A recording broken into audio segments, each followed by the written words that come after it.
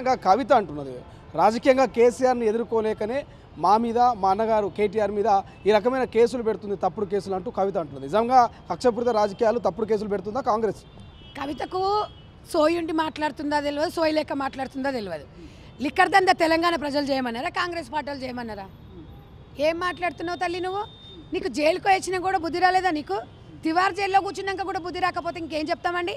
అంటే నేను కడిగిన ముత్యాన్ని నేను కడిగిన ముత్యాన్ని అని చెప్పేసి తీర్పు రాలేదమ్మ. ఇంకా తీర్పు రాకుండా కూడా మనం మాట్లాడొద్దు.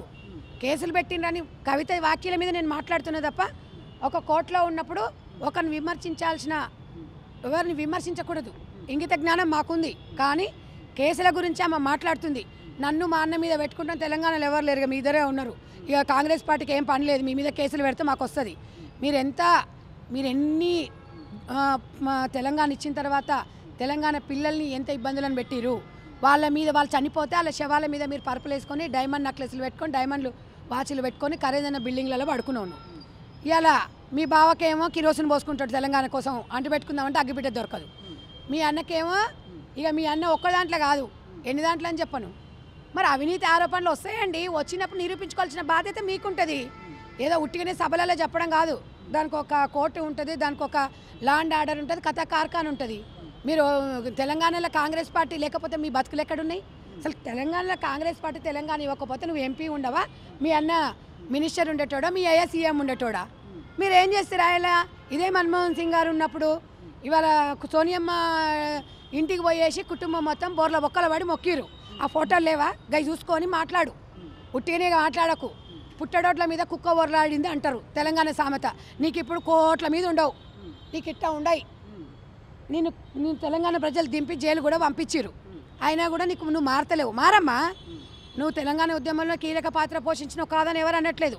ఆ రుణం తెలంగాణ ప్రజలు తీర్చుకుర్రు, నిజామాబాద్ ప్రజలు ఎంపీగా గెలిపించారు. కానీ మళ్ళీ రెండోసారి నీది ఏ రకంగా ఏదైనా మనము ఒక ప్రజలు మనం నమ్మినప్పుడు 5 సంవత్సరాలు మనం మంచిగా పనిచేస్తే డెఫినెట్గా ప్రజలు గుండెలో పెట్టుకుంటారు. ప్రజలకు ఇబ్బందికరంగా చేసిండ్రంటే ప్రజలు తీసి కొడితే ఏడబడతామో తెలియదు. ప్రజాకోర్టు అనేది ఒకటి ఉంటుంది. ప్రజాకోర్టు అనేది ప్రజాస్వామ్యంలో ఎవరి కూడా బలాదూరే. ఇది ఒక్కటే, ఈ సిద్ధాంతాన్ని నమ్ముకో తల్లి. నువ్వు మళ్ళా కొత్త దుకాణం పెట్టినావు, తెలంగాణ జాగృతి అని మళ్ళీ కమిటీలనని ఊర్లలో ఫోన్లు చేస్తున్నావు. నీ స్థాయి ఎక్కడికి వచ్చింది ఇప్పుడు? అప్పుడేమో నీ కళ్ళు పైన ఉన్నాయి జాగృతి ఉన్నప్పుడు. జాగృతితోనే తెలంగాణ ఉద్యమంలో పాల్గొన్నావు, తెలంగాణ ఉద్యమం నుంచే జాగృతి నుంచే ఎంపీ అయినావు. నువ్వు బీఆర్ఎస్ పార్టీలకు పోయి ఆ యంత్రాంగాన్ని వాడుకున్నావు. వాళ్ళకి కనీసం గవర్నమెంట్ వచ్చినాక మీ అయ్యతో అని చెప్పి ఒక పోస్ట్ ఏమని ఇప్పించిన వాళ్ళకు తెలంగాణ జాగృతిని ఏమన్నా ముందరికి తీసుకుపోయినావా? భారత జాగృతి అని పెట్టుకున్నావు, ఎంపీకినావు. ఢిల్లీలో నువ్వు ఎంపీ ఉన్నావు, భారత జాగృతి గురించి ఎప్పుడైనా మాట్లాడినావా? మహిళా బిల్లు గురించి ఎప్పుడైనా మాట్లాడినావా? జంతర్ మంతర్ దగ్గర పోయేసి ధర్నాలు చేసినావు. ఏమిటికి చేసినావు ధర్నాలు? నీ పొట్టకుట్టి కోసం. అప్పుడంతే జాగృతి పెట్టుకొని మాలాంటి వాళ్ళందరినీ పక్కన పెట్టుకొని తెలంగాణ ఉద్యమం కోసం కొట్లాడినాం. ఏమన్నా ఫలాలు అందించిరా? కవిత బాధితురాలేనా మీరు కూడా? 100%. నా మీద 43 కేసులు ఉన్నాయి తెలంగాణ ఉద్యమంలో. కవిత ఏవని నేను ఏటు, ఆమెకు కూడా తెలుసు. అన్ని కేసులలో ఉన్నాం. తెలంగాణ కోసం జైలు కూడా రైల్వే జైలు కూడా పోయినాం. ఇన్ని చేసినాం. ఈ మెంబర్ ఎంత 13 మంది పోయినాం. 13 మందిలో ఇవాళ అందరం ఏ పరిస్థితుల్లోనూ ఆమె ఏ స్థితిలో ఉందో చూసుకోమను. ఇది ప్రజాస్వామ్యంలో మేము వాళ్ళు ఇచ్చే పదవుల కోసం ఆశపడి తెలంగాణ కోసం కొట్లాడలేదు. ఎన్నో ఇప్పటివరకు 2-3 సంవత్సరాల వరకు రైల్వే కోర్టులో పోయి సంతకాలు పెట్టేసి కోట్ల కోసం తిరిగినాం, కోట్ల చుట్టూ తిరిగినాం తెలంగాణ కోసం. నేను తెలంగాణ వీరాభిమానిని. ఎందుకంటే తెలంగాణ వస్తే బాగుంటుంది, మాకు మహిళలకి రిజర్వేషన్ల విషయంలోనే కానివ్వండి, భూముల విషయంలోనే కానివ్వండి, ఇల్లు కొనుక్కోవచ్చు, పిల్లలకు ఉద్యోగాలు వస్తాయి, మన నీళ్లు నియామక తెలంగాణ బాగుంటుంది అని చిన్నప్పటి నుంచి నాకు కూడా ఒక ఆలోచన అనేది వచ్చింది. ఆ ఉద్యమంలో పాల్గొన్నప్పుడు జాగృతే పాల్గొన్నది. జాగృతిలో ఉన్న సభ్యులు ఎక్కడ పోయిను? మళ్ళీ ఇప్పుడు కొత్త కమిటీ ఎందుకు పెడతావు? తెలంగాణ ప్రజలారా, జాగృతి ప్రజలారా మీరు కూడా ఆలోచించుర్రి. గతంలో మనతోని ఎన్ని సంవత్సరాల నుండి పని చేయించుకుంది. మళ్ళీ మీరు ఇప్పుడు కొత్త దుకాణం ఓపెన్ చేస్తుందంటే మీరు ఆలోచించుకోండి, ఓ కమిట్మెంట్ తీసుకోండి. తెలంగాణ జాగృతి కవిత అనేది జాగృతి పెట్టి తన కుటుంబాన్ని నింపుకుంది తప్ప తెలంగాణ జాగృతి అనే వ్యక్తి ద్వారా ఒక్కరిని కూడా ఏమి ఒక్కరు కూడా మంచి చేసింది ఏం లేదు అక్కడ. నేను ఒక్కటే చెప్తున్నా, నువ్వు జాగృతి పెట్టుకో, ఓ 10 మందికి ఉపాధి కల్పించు, మేము వద్దనట్లేదు. తెలంగాణ వస్తే జాగృతిలో కీలక పాత్ర పోషించిన వాళ్ళందరూ కూడా నామినేటెడ్ పదవులు ఇప్పిస్తా, మీరు జైళ్ళలోకి పోయినందుకు మీకు న్యాయం చేపిస్తా, ఇవన్నీ చేపిస్తా. జాగృతిలో ఉన్న మహిళలకి అన్ని రకాలుగా టీఆర్ఎస్ పార్టీ నుంచి అన్ని కల్పిస్తా అని ఎన్నో వాగ్దానాలు చేసినాయి, అన్ని యూట్యూబ్లలోనే చూసుకోండి. మళ్ళీ ఇప్పుడు కొత్తగా నువ్వు అధికారంలోకి రావాలి అంటే మళ్ళీ జాగృతిని ఓపెన్ చేసి మళ్ళీ వీళ్ళందరినీ పావులో వాడుకుంటున్నావంటే అందులో బాధితురాలు నేనే. కానీ నేను ఆమెను ఒక్క మాట కూడా నేను విమర్శించలా. నేను రాజకీయంగా రావాలనుకున్నా, నేను బయటకు వచ్చిన. అక్కడ ఉన్నప్పుడు జరిగిన విషయాలు మీకు చెప్తున్నా. నేను రాజకీయంగా ఎదగాలి అనుకున్న కాంగ్రెస్ పార్టీలో జాయిన్ అయినా.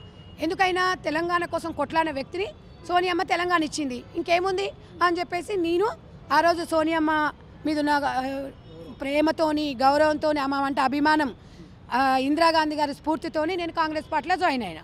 అప్పటి నుంచి ఇప్పటి వరకు నా పోరాటం ప్రతిపక్షంలో ఉన్న పోరాటం సాగించిన, అధికార పక్షంలోనే ఎగిసిపడేది ఏం లేదు, బాధ్యతగా ముందుకెళ్తున్నాం. కేటీఆర్ కూడా అటు ఏసీబీ ఇటు ఈడీ రెండు పోటీ పడతా ఉన్నాయి అరెస్ట్ చేయడానికి. సో అరెస్టుకు సంబంధించి మీరేం మాట్లాడతారు? అంటే కేటీఆర్ నిజంగానే తప్పు చేసింది అనుకోవచ్చా? తప్పు చేసిండ్రా ఒప్పు చేసిండ్రా అనేది కాంగ్రెస్ పార్టీ నిర్ణయించదు, కోర్టు నిర్ణయిస్తుంది. ఎందుకంటే కోర్టుకు ప్రతి ఒక్కటి కూడా దానికి సాక్ష్యం అవసరం ఉంటుంది.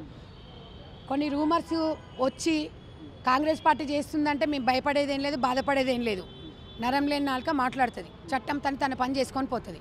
కాంగ్రెస్ గవర్నమెంట్ ఉండ law and order Congress hand ఓవర్లు ఎప్పుడు తీసుకోదు. 100 సంవత్సరాలు 120 చరిత్రలో 50 సంవత్సరాల అధికారంలో కాంగ్రెస్ పార్టీ ఉంది, అనుభవం ఉంది మాకు. తాతల ముత్తాతల నుంచి ఆవుదూడ బొమ్మ ఉన్నప్పటి నుంచి, కాంగ్రెస్ పార్టీ బొమ్మ ఉన్నప్పటి నుంచి ఈరోజు ఇప్పటివరకు కూడా ప్రతి ఒక్కరికి పూర్తి అవగాహన ఉంది కాంగ్రెస్ పార్టీ అంటే. కొంతమంది కాంగ్రెస్ పార్టీకి 30% ఓటు బ్యాంక్ అట్లనే ఉంటుంది.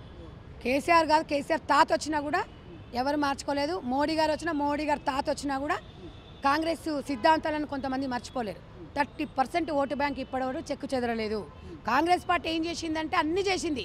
గుండు సూది నుంచి ఇవాళ 50% రిజర్వేషన్ మైల్ స్థానిక ఎలక్షన్లో ఇవాళ రాజీవ్ గాంధీ గారే తీసుకొచ్చిండు. 33% రిజర్వేషన్ కోసం ప్రతి క్షణం ఆమె ఎక్కడ సంతకాలు పెట్టమంటే అక్కడ సోనియా గాంధీ పెడుతున్నారు. యంగ్ ఇండియా పేరుతోని యువతకు నైపుణ్యాన్ని కల్పించింది. ఇలా కంప్యూటర్ అనేది ఇవాళ రాజీవ్ గాంధీ ఆమయంలోనే వచ్చింది. ఇవాళ యుద్ధ నౌకాల ఇవాళ గుండు సూది నుంచి ఇలా కనుక్కున్నది కూడా ఇవాళ రాజీవ్ గాంధీ ఆమయం నుంచి వచ్చింది. ఏం చేయలేదు. ఇందిరమ్మ ఇండ్లు ఇచ్చింది, దళితులకు, గిరిజనులకు, అర్జునులకి భూములు ఇచ్చింది, వీడి భూములను సాగు చేసుకోమని చెప్పింది. పట్టా భూములు అంటే అదే. ఇవాళ ప్రతి ఒక్కరు కూడా బాగుండాలి, బలహీన వర్గాలను కాంగ్రెస్ పార్టీ ప్రజలకు తరపున కొట్లాడింది కాంగ్రెస్ పార్టీ. మీరందరూ ఎప్పుడో 10-20 సంవత్సరాల క్రితం పెట్టుకున్న పార్టీలు ఇవన్నీ కూడా కాంగ్రెస్ పార్టీ నుంచి పుట్టుకొచ్చినాయి. కాబట్టి తెలంగాణ ప్రజలారా, చరిత్రలో ఇలాంటివన్నీ కూడా నిలిచిపోతాయి.